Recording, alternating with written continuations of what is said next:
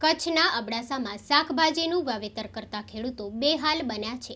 લોકડાઉનના લીધે એક બાજુ ભાવ નથી મળી રહ્યા તો બીજી બાજુ ટ્રાન્સપોર્ટેશન ન મળતા ખેડૂતોને લાખોનું નુકસાન ભોગવવાનો વારો આવ્યો છે। કચ્છમાં વિસ્તારની દ્રષ્ટિએ સૌથી મોટા મનાતા અબડાસા તાલુકામાં શાકભાજીનું સારું એવું વાવેતર થાય છે, જેમાં ટામેટા, રીંગણા, મરચાં, દૂધી જેવા શાકભાજી મુખ્ય છે। હાલ લોકડાઉન ચાલી રહ્યું હોવાથી યોગ્ય ટ્રાન્સપોર્ટેશન ન મળતા વાડીઓમાં શાકભાજી બગડી રહ્યા છે। અબડાસાના ખેડૂતોના જણાવ્યા અનુસાર છેલ્લા એક માસથી ખેડૂતોની પરિસ્થિતિ કપરી બની છે। લોકલ માર્કેટમાં માંગ ઓછી છે, જેથી ભાવ મળતા નથી અને ટ્રાન્સપોર્ટ ન મળતા કચ્છ બહાર નથી મોકલાતું, તો બીજી બાજુ શાકભાજી સડી જવાની બીકે નહિવત ભાવમાં ભુજ, અંજાર, માંડવી સહિતની માર્કેટમાં મોકલવા ખેડૂતો મજબૂર બન્યા છે। તો બીજી બાજુ તરબૂચની ખેતી કરતા ખેડૂતોને પણ નુકસાનીનો સામનો કરવો પડી રહ્યો છે। હાલ તરબૂચ પ્લોટોમાં તૈયાર પડ્યા છે, પરંતુ કોરોના વાયરસના લીધે સપ્લાયમાં તકલીફ પડી રહી છે, જેથી ખેતરોમાં જ તરબૂચ બગડી રહ્યા છે। હાલ અબડાસાના ખેડૂતો માંગ કરી રહ્યા છે કે સરકાર વહેલી તકે સર્વે કરાવી નુકસાનીનું વળતર આપે। સ્ટોરી બાય રમેશ ભાનુશાલી, માં આશાપુરા ન્યૂઝ ચેનલ, નલિયા, કચ્છ। મારું નામ વાડીલાલભાઈ પ્રવતભાઈ પોકાર છે। હું કનકપુર ગામનો વતની છું અને આ વિસ્તારમાં 2007થી 100% ડ્રીપથી ખેતી કરતું કચ્છ જિલ્લાનું પહેલું ગામ અને સારી એવી ખેતી કરતું આ ગામ છે। અહીંયા કને બકાલાની શાકભાજીની દરેક વેરાયટીનું વાવેતર થાય છે। ટામેટા છે, રીંગણા છે, મરચી છે, દૂધી છે, ગીસોડા છે, શિયાળામાં ફ્લાવર છે, કોબી છે અને તમે જુઓ છો હમણાં કારેલાનો બગીચો જે તમારી સામે ઊભો દેખાય છે જે એ પણ અહીંયા કને વાવેતર થાય છે। ખાસ તો વાત એ કરવાની રહી કે છેલ્લા એકાદ મહિનાથી જે આ કોરોના વાયરસના કારણે જે લોકડાઉન આવ્યું છે એના કારણે ખેડૂતોની હાલત ઘણી બધી કફોડી બની ગઈ। આ વિસ્તારમાં જે શાકભાજી તૈયાર થતી હતી જે માર્કેટ સુધી પહોંચી ન શકી અને જેના કારણે આખી જે લિંક તૂટી જવાને કારણે જે એના ભાવના જે પ્રશ્નો આવ્યા છે એ બહુ મોટા પ્રશ્નો આવ્યા છે।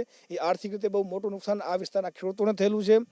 શું કહી શકીએ, હવે આ પણ લોકડાઉન પર જાળવવું જોઈએ અને આખું જે કોરોનાની મહામારી છે એનામાં જે સરકાર જે સામનો કરી રહી છે એનામાં પણ અમને પણ સામનો કરી રહેવો પડે, પણ જે પરિસ્થિતિ છે એ પરિસ્થિતિ આપને સમજાવી રહ્યો છું કે ટામેટાના ભાવ માત્ર ને માત્ર 2 રૂપિયા ને 1.5 રૂપિયા, ગીસોડી અથવા દૂધી 1 રૂપિયા અને 2 રૂપિયાના ભાવે કોઈ લેવા તૈયાર નથી।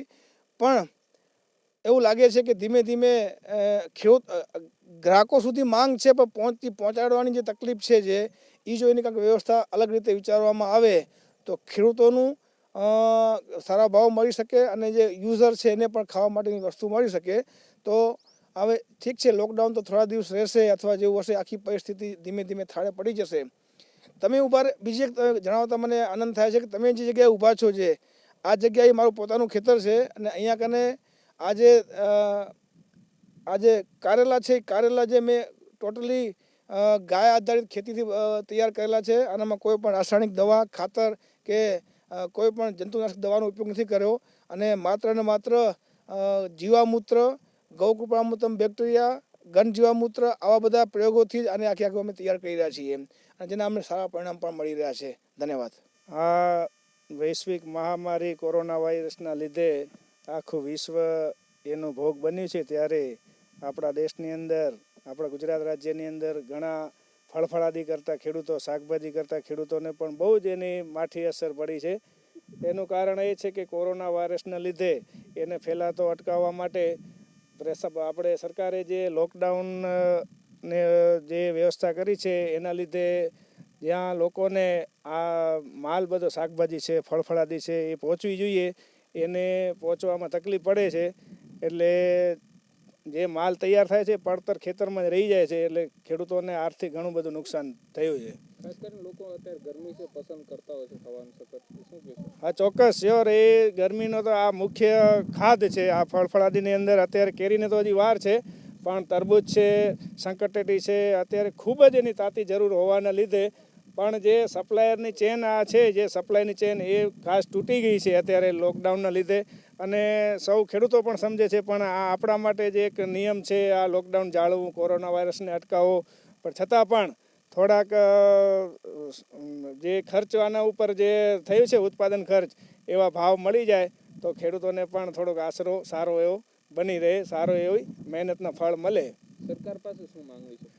સરકાર પાસે એવી છે કે જે આ નાના અત્યારે આપ જોઈ રહ્યા છો કે નાની એવી ગાડી 1000 કિલા કે 1500 કિલા જેવી ભરાય છે, એની જગ્યાએ મોટી ગાડીઓ ભરાય તો એ મોટી મંડીમાં જઈ શકે એના માટે પૂરતી સારી એવી વ્યવસ્થા પણ, જે કોરોના વાયરસનો ચેપ પણ ન ફેલાય અને વ્યવસ્થા પણ બધી રીતે સારી થાય એવી માગણી છે કે જે દિવસે ને દિવસે જે આ વધતો જાય છે કોરોના વાયરસ, એ ન વધે અને ખેડૂતોનો માલ પણ ન બગડે એની માટે હજી થોડી વધારે સારી વ્યવસ્થા એવી મોટી મંડીઓની અંદર ગોઠવે એવી અપેક્ષા છે.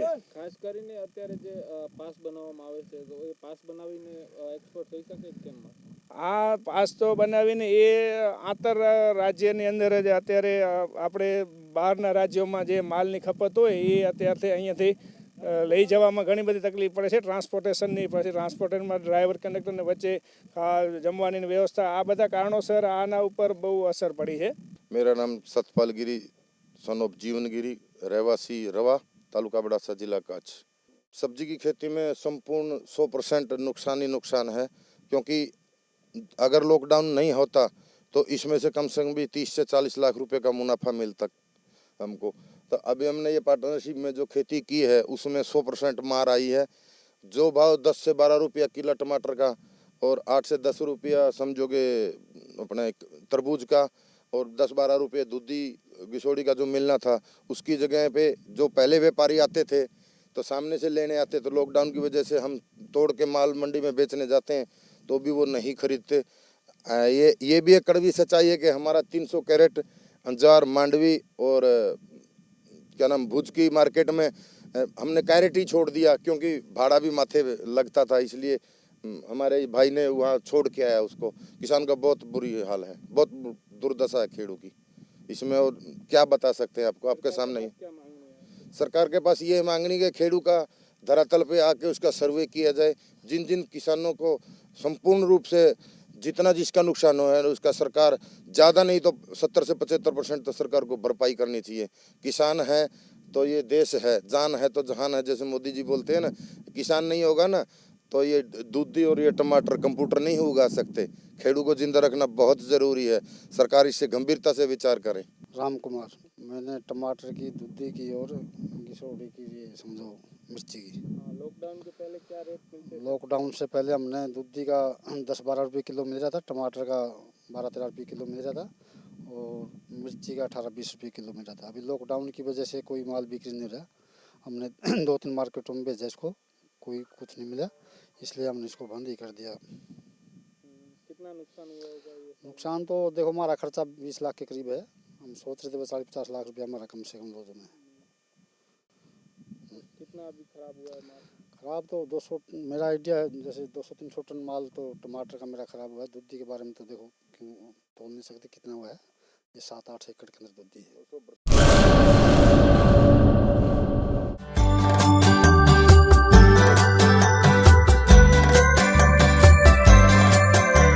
આ દિવસ વારંવાર આવે એવી શુભકામનાઓ સાથે જીયાન્સ મયુરભાઈ ભટ્ટને જન્મદિવસની ખૂબ ખૂબ શુભેચ્છાઓ। શુભેચ્છક મમ્મી પપ્પા કુંજલબેન મયુરભાઈ ભટ્ટ, દાદી દાદા ગીતાબેન ચુનીપ્રકાશભાઈ ભટ્ટ, નાની નાના દીનાબેન મહેશભાઈ રાવલ, કાકી કાકા ભાવિકાબેન નિમિષભાઈ ભટ્ટ, મીનલબેન બ્રિજેશભાઈ શર્મા, મામી મામા મીનલબેન ભાવેનભાઈ રાવલ, ભાઈ બહેન વેદ, વિવાન, અંશી, જીયા, ત્વિષા અને માહિલા।